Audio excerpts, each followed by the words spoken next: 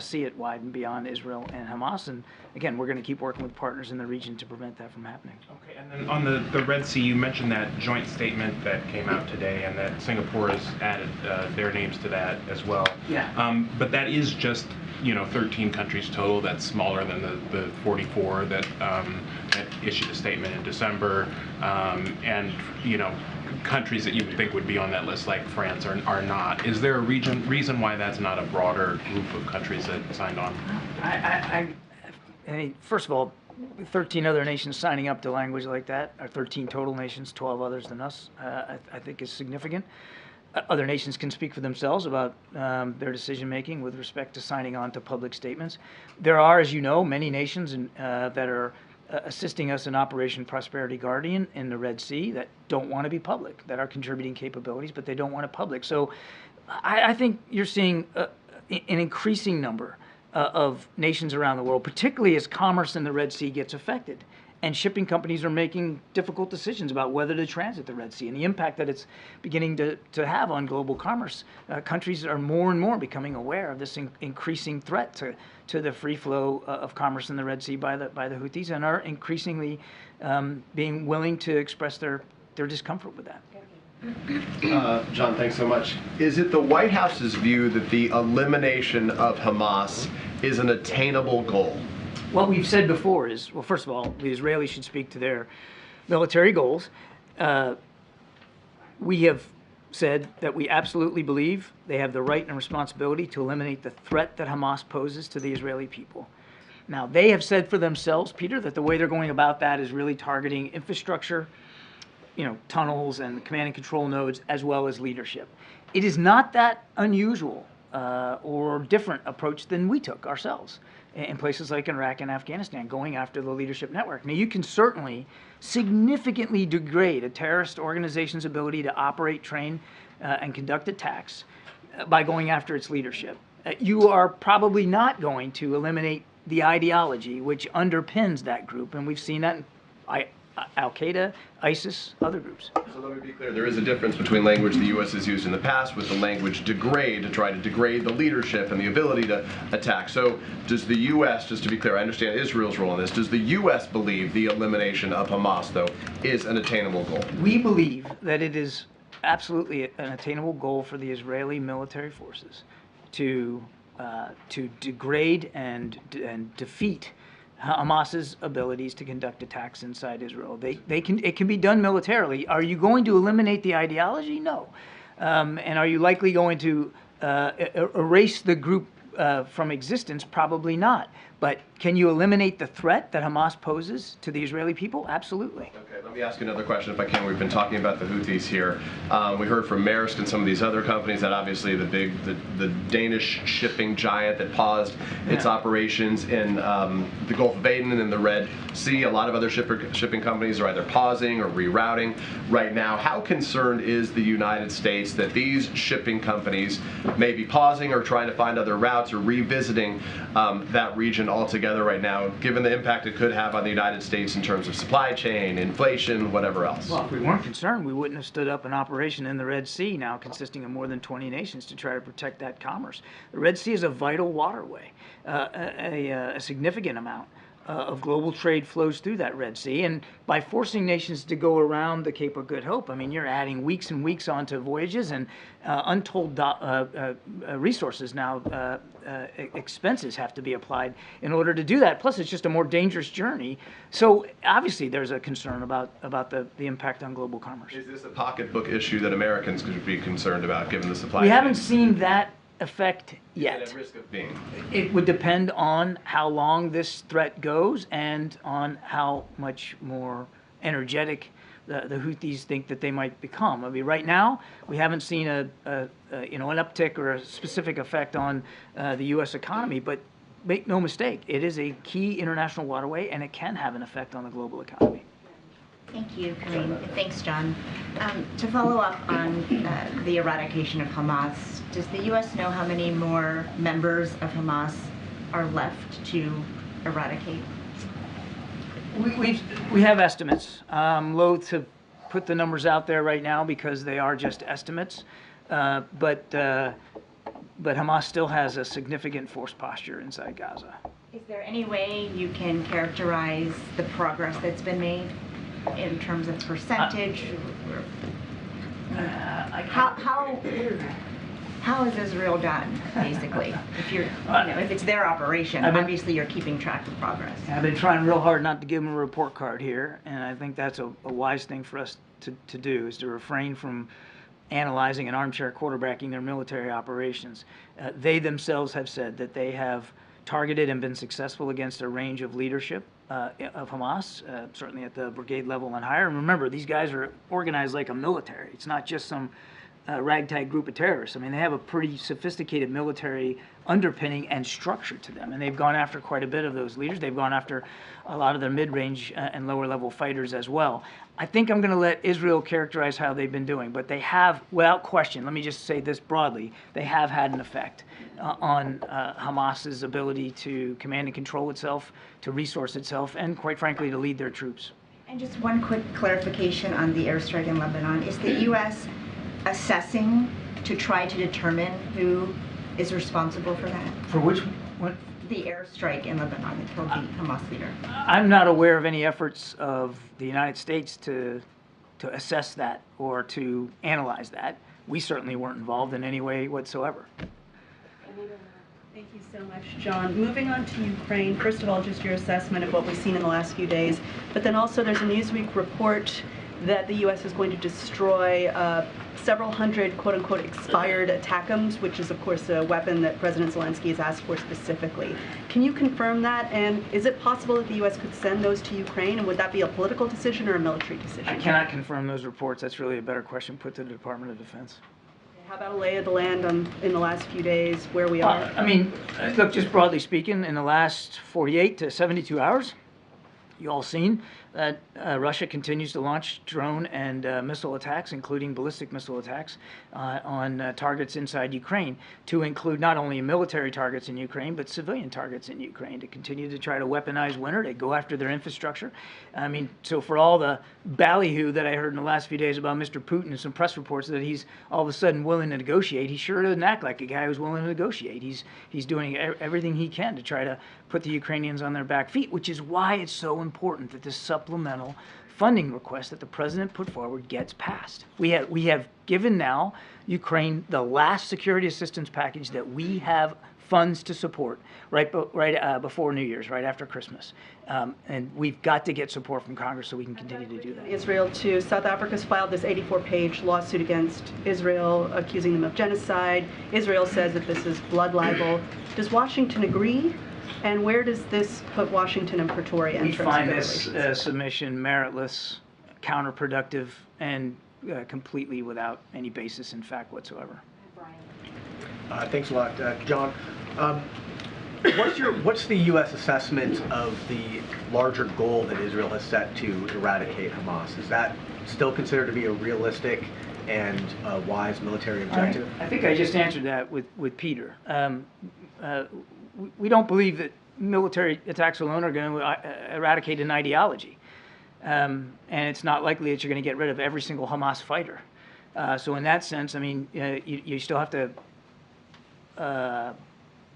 reconcile yourself with the fact that there may still be some Hamas around, even when your military operation is over. That said, what they absolutely can do is eradicate the threat that Hamas poses to the Israeli people. And you can do that by going after leadership. You can do that by going after their infrastructure. You can do that by going after their resource. And we showed that with respect to ISIS and Al-Qaeda. It can be done. ISIS and Al-Qaeda still exist, but they are nowhere near the kind of threats that they once posed. So it can be done militarily.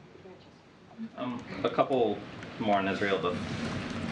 Maybe this came up on Jake's call, but do you guys feel like you have any path forward on Israel's decision to withhold tax revenue from the Palestinian Authority? And then do you have any reaction to the Supreme Court in Israel striking down the judicial reform package that the Prime Minister put forward? I know the President has weighed in on it previously. Yeah, I don't have any update for you on the tax issue. And on the judicial reform, we are going to be careful that we don't comment on the internal workings of a fellow democracy. What the president has said before stands today, which is, we want to see that as a vibrant democracy, any changes that any governance changes that our Israeli counterparts try to pursue are done with the broadest base of public support possible. And then, sorry, just real quick, before the break, Karine talked about a possible regulatory review of the Japanese purchase of U.S. steel, but I'm wondering if there's a national security component to that review, and if NSC or if you're aware of anyone on the national security side looking into it, As far as I know, there's no updates to that review, and obviously anything like this, I mean, we carefully evaluate the degree to which there is a national security component, and we'll do that in this case, but I don't have an update for you.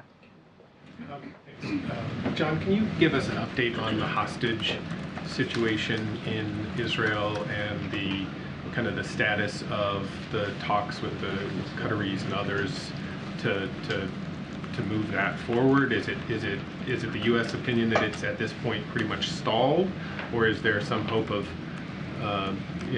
reviving that in the near future? Well, there's always hope, and we're not going to stop hoping to try to get all those hostages home. What I can tell you is that the conversations are ongoing, they're real, and we are pursuing them with the same sense of energy that we were, a month or two ago when we were able to get some 50 hostages out.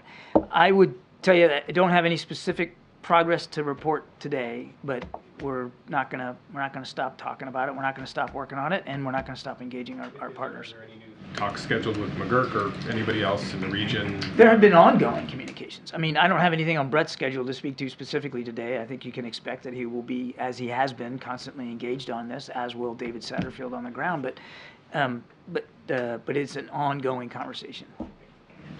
Just following up on that, John, when Prime Minister Netanyahu said yesterday that Hamas had given some sort of ultimatum on the hostages front, do you know what he was referring to? I don't.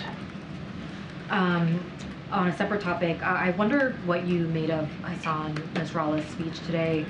We are not scared of war. Does the U.S. hear that as escalatory or pretty consistent with what we've heard recently? I think we're going to judge actions and not words. We haven't seen Hezbollah jump in with both feet to come to Hamas's aid and assistance. We continue to message privately and, of course, publicly with y'all that we don't want to see this conflict widen. We don't want to see a second front opened on the north. We don't think that's good for the region, certainly not good for the Israeli people, and we're going to continue to deliver that message. On migration, Denver's mayor this weekend told CBS that his city needs arriving Venezuelan migrants to have the ability to work. Is the administration open to extending temporary protective status for Venezuelans who arrived after that July 31st date that you all set? I don't have an update for you on that. You probably should talk to Secretary Mayorkas and his team at DHS, but that's not something I would have an update for. Thanks, Karine. John, you mentioned the last aid package for Ukraine. If there's no deal with Congress, what happens once that's exhausted? I mean, will shipments of weapons just stop? They'd have to. They'd have to. We have. The president signed out the last security assistance package for which we had replenishment authority funds. That's it. We need the supplemental pass so that we can provide additional security assistance to Ukraine. Now, there's always a lag of days, if not weeks, each time we sign out one of these packages. So the things that were signed out on the 27th have not all been delivered to Ukraine. That will come in coming days and weeks. But after that, absent supplemental funding, there's no other magical pot to dip into to try to get support for Ukraine. So there's no other pools of government weapons that could be used temporarily and then refilled later? I'm not aware of any Band-Aid fix that can be done. I mean, I don't want to get ahead of the decision-making process here. I mean, we're going to do what we can to continue to support Ukraine. But in terms of the kinds of security assistance that we've been able to provide and the frequency with which we have provided it every 2 weeks, that ended on the 27th when we submitted our last one for the year, the last one that we had funding applied to. Working out good, Nadia. Thank you. A follow-up on a question. John, you just said that you have no indication that Israel is behind the assassination of Saleh Haruri. But Israeli cabinet ministers and Israeli officials are on the record saying that they are going to go after Hamas leaders. They're going to assassinate them just like they did in the 70s after Munich. So do you dismiss what they're saying as maybe it's not the My comment was responsibility? nothing to dismiss anything they said. I was asked a simple question: do we have evidence that Israel was responsible for it? And I said we didn't. Now, Israel, as I've said before, has a right and responsibility to go after the threat that Hamas poses, which means they have a right and responsibility to go after the leadership of Hamas. Now, as I've also said many, many times from the podium, we expect that they'll do that in accordance with international law. A question: yesterday, the State Department condemned the statement of two Israeli cabinet ministers calling for the displacement of Palestinians. Yeah. And I'm sure that's a position of the White House as well. It is. But practically, how do you enforce that? You have so much leverage over Israel. Apart from condemnation, what practically can you do to stop this plan? Because Netanyahu defiantly challenged the White House when it comes to a state solution and other issues with Well, first- keeping soldiers in the northern part of Gaza. First of all, I don't think we can call it a plan. These are comments by two cabinet officers. That doesn't constitute an Israeli plan to relocate people out of Gaza. So I don't think we should get ahead of where we are right now. And you're right, that statement does speak for the United States government and for this administration in terms of our complete refusal and rebuke of any forced displacement outside of Gaza of any Palestinians. We have made that clear to our Israeli counterparts in private sessions. We certainly have made that publicly, and that's not going to change. Thank you, Karine. Admiral, back to Ukraine for a minute. It was well chronicled earlier in the war the heavy losses the Russian military took in terms of equipment, firepower, and such. In the wake of this recent barrage, though, launched on these Ukrainian cities, what is the current U.S. assessment of just what the Russian military's currently capabilities? Interesting that they have to keep reaching out to other countries to shore up their inventory of artillery shells and missiles and, of course, drones. A lot of these drones that were launched in the last 72 hours were Iranian-made or Iranian-designed drones. We know that this war has had an impact on Mr. Putin's war-making capability, particularly when it comes to munitions, artillery, drones, missiles. We also know that he still has a sizable amount of his Air Force available to him, a sizable amount of his ground mechanized capability available to him. And of course, while his Navy has been challenged in the Black Sea, it's really only been the Black Sea fleet that has been affected. He also has an advantage in manpower because Russia is just a bigger country. And he doesn't have to, unlike President Zelensky, he doesn't have to answer to the Russian people about mobilizations and taking prisoners out of jail cells and putting them on the battlefront. He has gone through an enormous amount of manpower in the last 2 years of war, and we know that he's going to continue to try to throw manpower at it.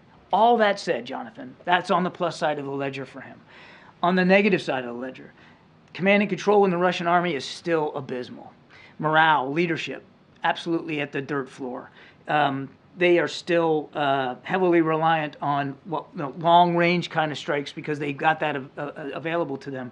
When they engage the Ukrainian forces on the ground, they're not having much success. For this so-called ballyhooed counteroffensive that they were going to launch themselves, they've really achieved nothing in recent weeks and months. This is a military that still has not really learned the lessons that you would think a modern military would learn after 2 years of war. In the back, way in the back. In the back.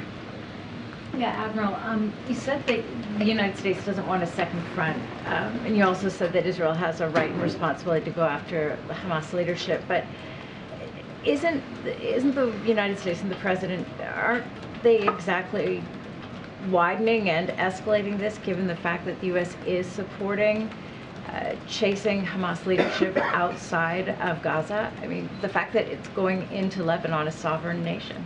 Again, your question is presuming an awful lot, and is presuming that I said things I didn't say.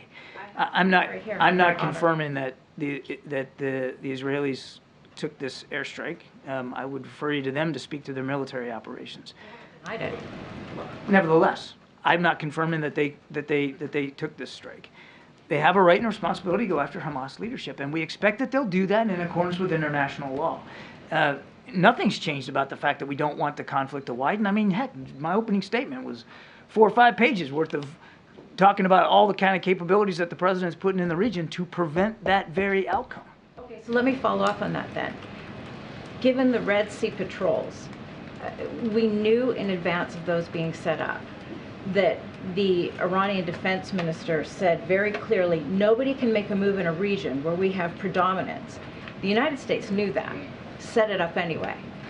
Is that not being seen as a provocation? If you know that Iran sees that as a provocation, you take the action anyway. Well, that's certainly turning things on their upside down, isn't it? Wouldn't you consider provocation launching ballistic missiles and drones at commercial? Wait, let me finish. Wouldn't that be considered provocation? Targeting innocent merchant shipping and innocent merchant sailors? That's a provocation. What we're doing, what Prosperity Garden is all about, and go on web, you can look at it, it's a defensive posture. It's a coalition of the willing of maritime nations coming together to try to protect international shipping that affects the global economy. Escalation, because in turn what has No, ma'am. happened No, is, ma'am. so you're denying then that there has been an escalation since the Red Sea Patrol? I totally disagree with the premise of your question. It wasn't the United States who decided to attack commercial shipping in the Red Sea. The Houthis did that. And who are the Houthis backed by? Iran. As I've said before, Iran provided the missiles that the Houthis are using. We are simply in a defensive posture to try to protect that commercial shipping, and we have in the last 48 hours. Then there's been an escalation. Now Iran has launched a frigate into that, so there has been an escalation. Okay, again, let me stop you. The fact that they... I ask you again, has the United States' actions supported an escalation as a result? No. You said that your words said... You asked me a question, ma'am, I answered it. No. You said nothing the president has ordered has been designed to widen or deepen this conflict. I stand by my answer. No. Okay, we got to move on. Danny, and then Merrick, and then we're...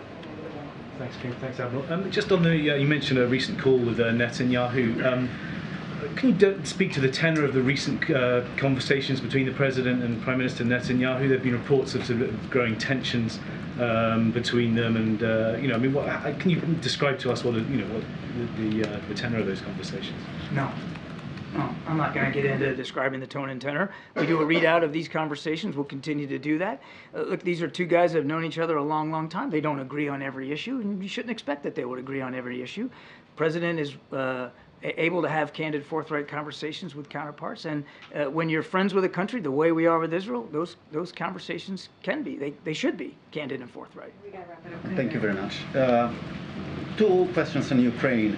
Does the President support confiscating Russian frozen assets, $300 billion, to help Ukraine?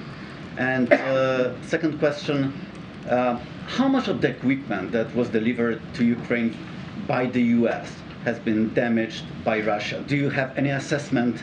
What are their capabilities in terms of the equipment delivered by the West and the United States? On your first question, we're still talking to partners about what reconstruction and recovery needs to look like in Ukraine after the war, but obviously our main focus right now is helping them in this fight against Russian aggression. And on your second question, that's a better question put to the Ukrainian Defense Forces, not the United States.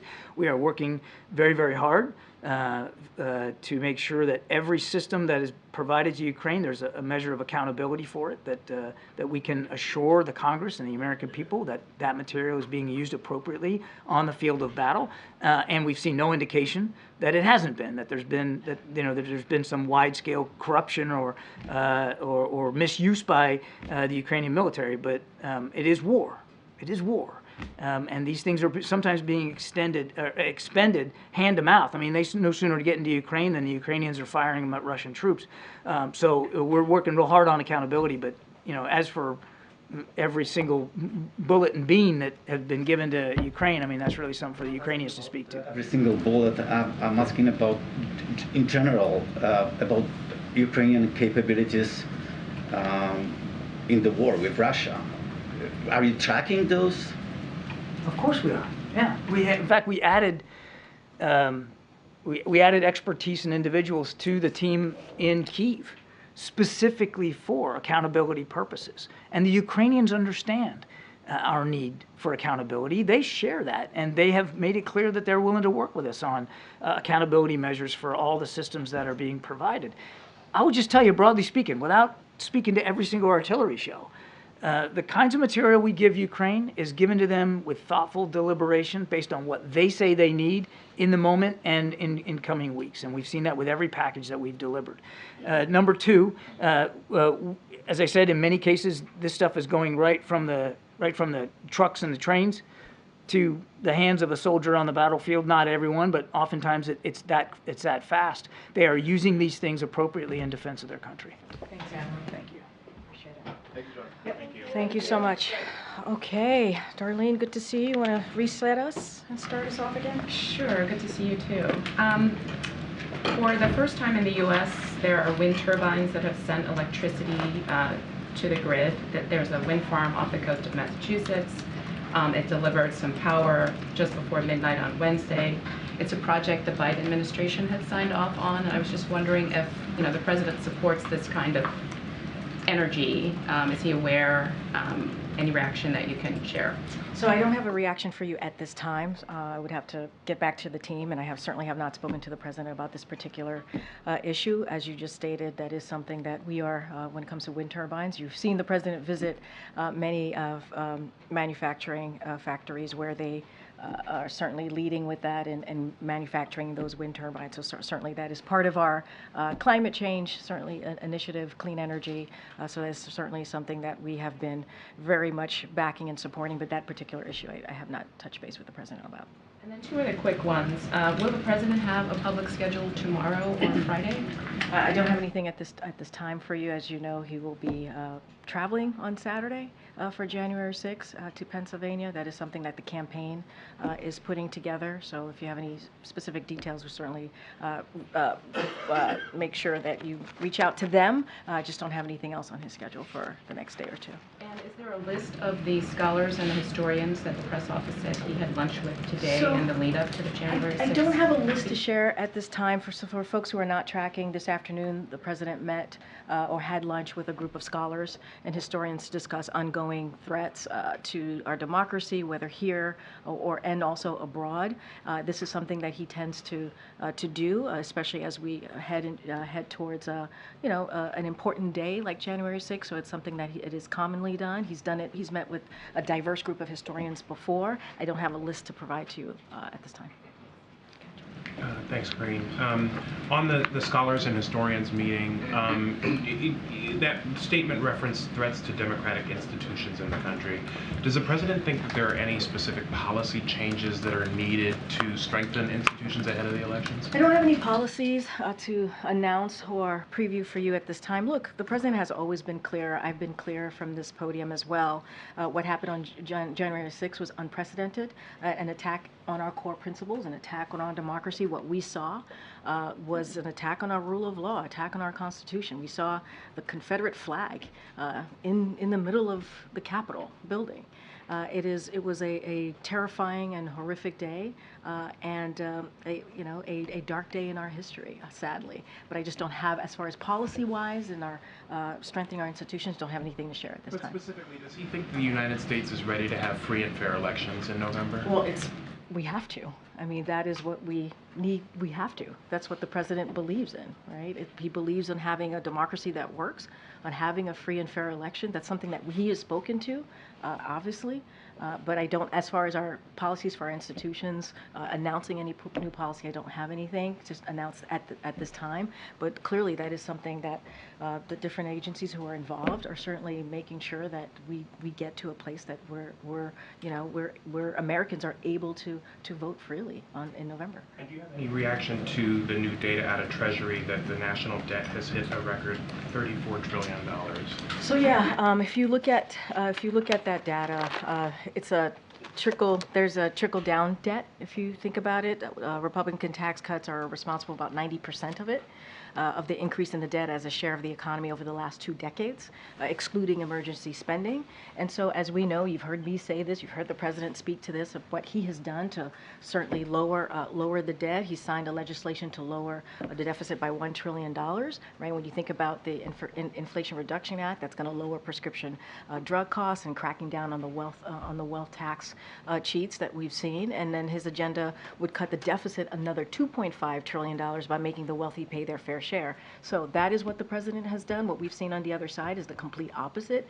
What they've tried to do is continue to give a tax break to the millionaires and the billionaires, and that what they have actually put forward would add more than $3 trillion to the debt. So that's what that data shows us, and that's what we have done to try to make sure, and the president has been very, very deliberate about this, to make sure that we do everything we can to certainly deal with the debt. Get him, Jay. Thanks, Karine. Has the president been briefed on the imam who was shot and wounded outside of a New Jersey mosque this morning? Obviously, there's serious concern about this having been an act that was driven by Islamophobia. Just wondered what the White House. So we certainly were aware of the shooting of the imam outside of the New Jersey mosque, as you just laid out, and certainly we're praying for his speedy recovery. Local law enforcement are all hands on deck, obviously, and is investigating, and we hope that they're able to complete their work soon. I don't have anything else. I would refer you to the FBI on any specifics, and I have not spoken to the president, but obviously we are aware of it. And just given that this is the first briefing of the new calendar year, is there a way in which you could sum up sort of what the president's top priorities are as we head into a new year, particularly given that this is the last year of his first term? So look, you know, the way that we see the president's, even the president's first 3 years, he's done more in the first 3 years than presidents have done in the first 2 terms, or their first 2 terms, in their 2 terms of their presidency. And that is, if you think about historic pieces of legislation, whether it's infrastructure, whether it's Ships and Science Act, whether it is, is it the Inflation Reduction Act, as I just mentioned, which is historic in nature, as we talk about clean energy and lowering prescription drugs, that is incredibly important. And what we need to do, and what the president wants to focus on, is implementing those, right? Continuing to implement those really key important legislation. That's what you're going to see the president do. Last year in his State of the Union, you heard the president speak to finishing the job, and so that is something that he wants to continue to do, right? Whether it's making sure we have veterans, making sure that unity agenda that he talked about, making sure that we're focusing on our veterans, focusing on getting fentanyl off the street, focusing on how do we deal with cancer. Those are the things that the president's going to continue to talk about. And one of the very important things in the Inflation Reduction Act is that insulin cap at $35 for adults. He wants to make sure that happens for all Americans. So there's a lot to work on. We saw the data coming out of 2023 on the economy and where the economy is headed, and how Bidenomics we believe is working because of that data. And so there's still a lot of work to do, and that's what you're going to see from this president. The emphasis heavily on implementation as opposed to there being other pieces of legislation that the White House is hopeful. I mean, look, I think when he talks about the unity agenda, there's more things to be done, right? There's more work to be done that continues on the historic, I think the historic first term that the president has had. So certainly there are more things to be done, but implementing those historic pieces of legislation is important as well. Secretary Mayorkas has obviously been up on the Hill negotiating this deal, trying to hammer out something on the border, but at the same time the House is formally beginning impeachment proceedings against him. Do you have any concern that this will complicate a deal? It could hurt negotiations, especially as we're up against the clock here? So I kind of addressed this at the top, how baseless it is and how they're wasting their time on impeachment proceedings that make no sense. And that's not what the American people want them to focus on. And that's certainly, we see that from House Republicans, obviously, and it's a political stunt. It's baseless. It's purely baseless. And instead of coming together to deal with potentially what's going to happen on January 19th, a shutdown, instead of dealing with that and really keeping to their word of that bipartisan agreement that the president did and made back in 2023, and keeping that deal, 2/3 of House Republicans voted for that. We saw bipartisan support in the Senate. And what they're doing is they're not doing their job. They're focusing on something that Americans do not want to see. They want us to deliver on things that matter to them. But regardless of that, are you concerned that the fact that they are taking this action, even if you disagree with it, that it's going to make this more difficult, that it's going to complicate all of this? We think it's baseless, and we think it's a waste of time, and we think it's not the focus that they should have. That's not the focus that Americans want them to have. And so, look, we have I mean, we were able to come together when you think about the budget, when you think about where we're headed potentially on the 19th, to come with a bipartisan agreement to keep the government open. That was done in a bipartisan way. 2/3 of House Republicans voted for that. So we could get this done. They agreed on it. They agreed on it. But yet they want to focus on something that is not going to keep the government open, that's for sure. Okay, Karine. Last night the president said that he needed more money to protect the U.S. southern border. Give me the money. Does he think it's a lack of money, a lack of funding that has led to the current situation at the border? I mean, look, it's certainly there's a reason. Let me step back for a second. If you look at the national security supplemental that the president put forward, he put border security in there, right? Because he believes in order to get the work done at the border, we need more resources. DHS needs more resources. Our Border Patrol agents need more resources. We need more immigration judges. We need more resources to get this done. We need the technology at the border to deal with what's going on with migrants at the border. And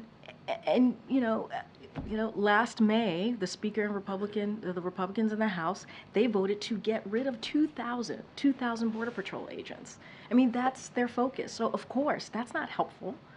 So we need the resources to actually do the work, and they keep getting in the way. House Republicans keep getting in the way of doing the work to deal with what we're seeing at the border. So they're obstructing. House Republicans are obstructing. That's what they're doing right now. But does the president believe it's just a money issue, or does he think that the policies have to change? Well, I would remind you, Weijia, on the first day of his administration, he put forth a comprehensive immigration policy, legislation, and he presented that to Congress. And he did that because he understands that the immigration process or the system has been broken for decades. So obviously, we need to change policy and work on policy to deal with a broken system. So it's both. It is, and that's what you've been seeing from the Senate side. Both Republicans and Democrats have been talking and negotiating for the past couple of weeks on how to deal with the border situation, border security, and it's been a policy conversation and a funding conversation. So it's both. And does he have any New Year's resolutions? I don't have the president's New Year's resolution. I think what I will say is that the president wants to continue doing the job that he has said that he's going to do on behalf of the American people. That's what we have seen him do the last 3 years. I've talked about the historic piece of legislation that's actually going to deal with health care, going to deal with veterans' health, right? Going to deal with clean energy and climate change, going to deal with key issues that matter to the American people, Bidenomics, making sure that the economy works for all, we're building the middle class. Those are the things that the president's going to focus on. Go ahead, Justin. Two quick ones. The first, after the plane crash in Japan, I'm wondering both has the administration offered any support or is it working on the investigation of the crash, and has it prompted any review, especially of certain tarmac safety procedures? Let me just first say, Justin, our hearts go out to the families of the Japanese service members who lost their lives in this terrible accident. So we're glad that the passengers and obviously the crew members were able to get out on the commercial flight was able to get out safely. That is incredibly important. Any specifics on any questions about investigations, that was something for the government of Japan to speak to. The resignation yesterday of Harvard's president seemed to generate a lot of conversation. I know the president, or you, weighed in after her testimony on Capitol Hill, but I'm wondering if you have a reaction. So, look, I know there's been a lot of coverage of this, and so I want to be very mindful and careful, and I've said this before, when it comes to either private institutions or colleges and universities, we're not going to comment. We're not going to comment on any personal decision that's been made. And I want to, as you asked, because you asked me our comments from here and what we said from here, we believe that this is a moment for leaders to have moral clarity. That we believe that is incredibly important at this time to have moral clarity, and look, any calls for genocide are monstrous and they're antithetical. There should not be a place for that in this country, and we're always going to call out hate, and we're always going to be very, very clear about that. And I will add, that you heard the university presidents who testified also apologize, right? And you heard them say this. I'll quote what President Gay said. She said, "I'm sorry, words matter." I'll quote what President McGill say. "I was not focused on, but I should have been, the irrefutable fact that a call for genocide of Jewish people is a call for some of the most terrible violence human beings can perpetrate." So we believe it's a time to stand up and show leadership, and we believe that's what we did at that time. Thanks, Karine. On the border negotiations, can you comment on the concerns raised by some of the Hispanic caucus members and other elected Latino leaders who feel they've been kind of cut out of these talks? So look, we've been in touch with Democrats, obviously members of the Hispanic leadership, and we've done that as these conversations have been going. We're not going to speak to certainly private conversations. Look, I'll say this, the president believes that we need to have a bipartisan agreement. That's where he believes, on both funding and also policy. And that's what you've seen from Democrats and Republicans on the Senate side. And that's what they've been doing. They've been having those conversations during the holiday season and throughout this week as well. And so we believe those conversations are headed in the right direction. And so, again, I said this moments ago, the president believes our immigration system is broken. That's why he put forth a legislation to deal with the comprehensive legislation to deal with the immigration system. And so now we're having a conversation, a bipartisan conversation about how to move forward. We're going to continue certainly to hear from the leaders, obviously, and to hear what they have to say. And we've been in touch with them. We've had conversations with them. Not going to go into private conversations. And, you know, it's being hammered out. I don't want to get into specifics from here, what the policies are going to look like, what's in or what's out. We think it's heading in the right direction, and it is important to have these conversations. One of the concerns that they've raised, they say the discussions is leading the Biden administration into a trap, you know, asylum discussions, that making it harder to migrate legally will only increase irregular migration. Have you heard that from them specifically, and how does? So look, I've seen the reporting just like you have. Obviously, the team here has had conversations with leaders. Here's the situation, right? The situation is that this system, this immigration system, has been broken for decades. And we need to have a bipartisan agreement to move forward on how to deal with the system. That's what we need to do, both on a policy front and a funding front. And so that's what you're seeing from the Senate side on both Republicans and Democrats. And it's been weeks of conversations and negotiation. And we think that is important. That's the only way we're going to be able to deal with this issue. And it's headed in the right direction. I'm not going to get into asylum. I'm not going to get into asylum policy. I'm not going to get into specifics. And so I'm just going to have to leave it there, obviously. Go ahead, Michael. Thanks, Karine. The House committee is moving ahead with impeachment proceedings against Secretary Mayorkas. There's a hearing scheduled for next week, so I'd just like to get the White House response, and also just to clarify, does the president still have confidence in the secretary? Absolutely, the president has confidence in the secretary. I think, and I've said this moments ago. I said it at the top as well. We believe that what they're doing, the House Republicans are doing with this impeachment inquiry, is baseless. We believe that it's a political stunt. And we believe there's no time for that right now. There are things that the American people want us to get done, and that's what they should focus on. And you know, it is unfortunate that this is where the House Republicans, that's the road that they want to go down with this impeachment proceeding. That is really unfortunate when the American people have been very clear. They want us to see it. They want us to work in a bipartisan way to get things done for them, and that's what the president wants to do. Go ahead, Karen. Back on the border negotiations, has the president spoken to Secretary Mayorkas since he met with the bipartisan negotiators on the Hill yesterday? I would literally have to check. I don't have any call to read out. But obviously the president speaks to his cabinet secretaries on a regular basis. But on this particular meeting, I don't want to get ahead of that. So I would have to check in. But he speaks to them on a regular basis. Obviously, it's his cabinet. And you've said you're not going to get into the details of what's being negotiated, but broadly, does the White House want to see Congress clear the supplemental before turning to the government funding issue before January 19th? As you just laid out, Congress has a lot of work to do. They do. The supplemental, the reason that we put forward a supplemental, they are emergency requests that we believe are incredibly important and that needs to be dealt with on behalf of the American people. So obviously, those are important. Those are emergency requests that the president asked for. So critical, very critical to the American people. And, you know, their basic job for the House, well, for Congress more broadly, is to keep the government open. That's their basic duty, is to keep the government open. And all they're doing is dealing with a bipartisan agreement that the president made with Congress. Right? It's something, again, I'm going to repeat myself here, something that 2/3 of House Republicans voted for, something that we saw come out of the Senate in a bipartisan posture. And so they have a lot to deal with. They have a lot to deal with, and they should just do their job. Okay.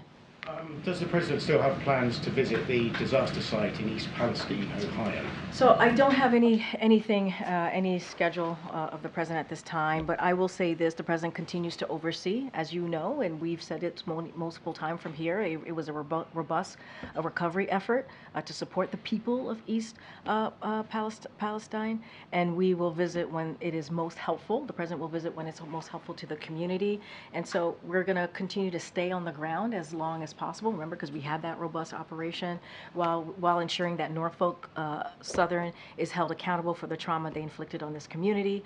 But in the meantime, this is another thing. I was just asked about Congress, the supplemental and the budget. This is another thing that we want Congress to act on. It is important that they do their part to enhance rail safety. That is something that Congress has to do, and they have to do it by passing a bipartisan Railway Safety Act. That is something that they need to get to. But the president's going to continue to be there for the community, as he has been for the past several months. And Argentina has reported 3 foreign nationals, Syrian and Lebanese, arrested on suspicion of plotting a terror attack. Is that something the US is monitoring? Does it raise concern levels here? I don't have anything for you at this time. Get it. Federal debt, I want to ask you about. So I heard you blame the Republicans for the federal debt, but President Biden has been in office for 35 months, and over the past 3 months, the U.S. has added $10 billion per day to the federal debt. So, and that's not turning around. So is there a discussion here about cutting spending then? Republican tax cuts are responsible for 90%. 90% of the increase in the debt. 90%. That is something that Republicans are responsible for. What the president has done, and you've heard us talk about it, I just talked about this, he's put forth legislation like lowering the deficit by $1 trillion. And that's part of the lowering prescription drug costs and cracking down on the wealthy tax cheats. That's what he's done.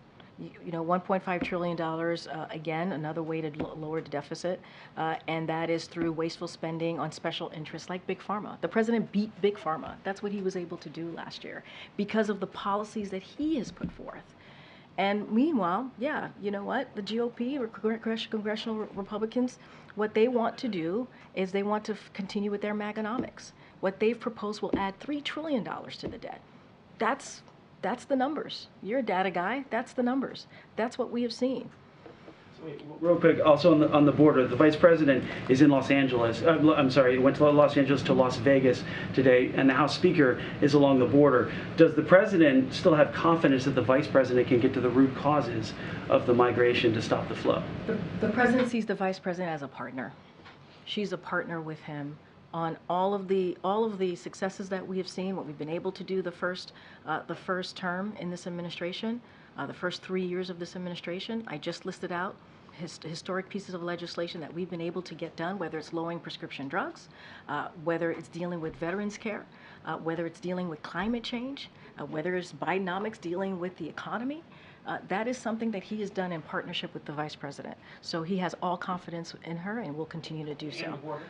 He has confidence in the vice president. I answered your question. Go ahead.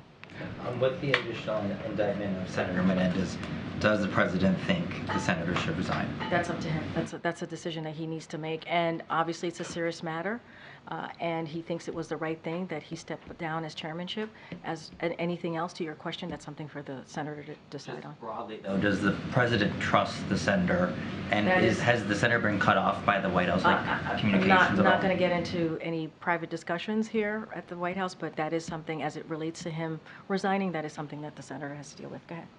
You mentioned the immigration proposal that the president put forward a few times. Are there any pieces of it that the president is now pushing for in these border I'm not talks? going to get into negotiations from here.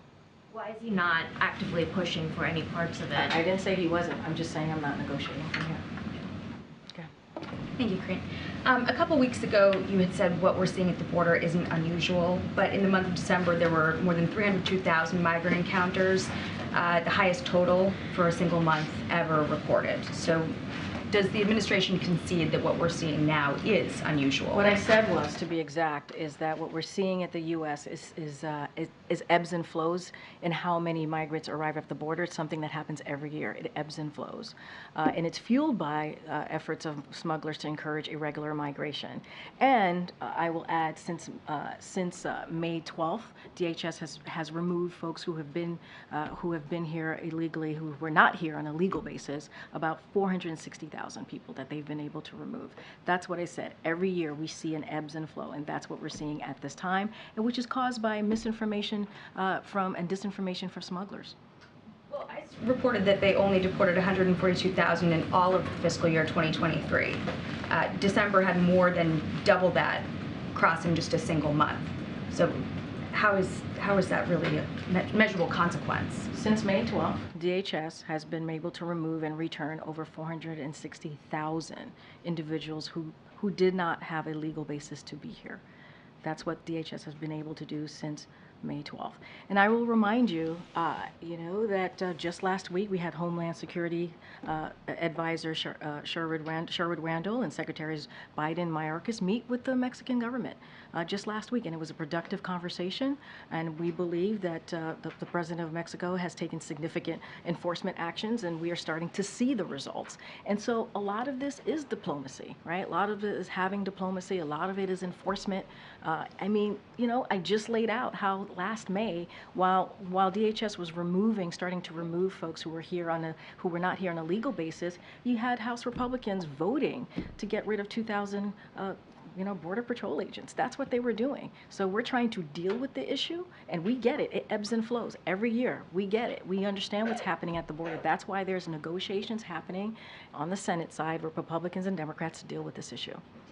Dealing with the issue as the administration's also fighting to keep up, to remove razor wire along the border that is intended to keep, this surge lowered, to keep people out from crossing illegally. Governor Abbott's razor wire does not prevent. It does not prevent non-citizens from unlawfully crossing. That's not what it does.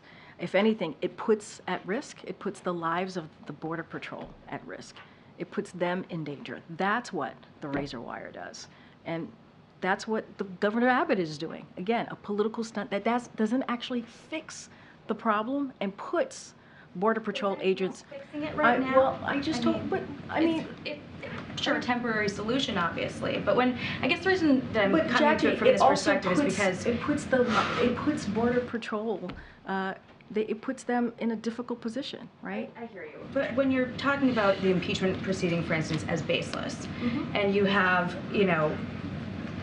Democrats calling on the administration to do more. You had the mayor of Denver today saying that Denver has become the highest city per capita for migrant recipients in the country. You've had mayors in New York and Chicago begging for more federal help, saying that the administration is not answering them. And then you have Texas saying that they've had to take measures into their own hands because the administration isn't enforcing existing laws on the books.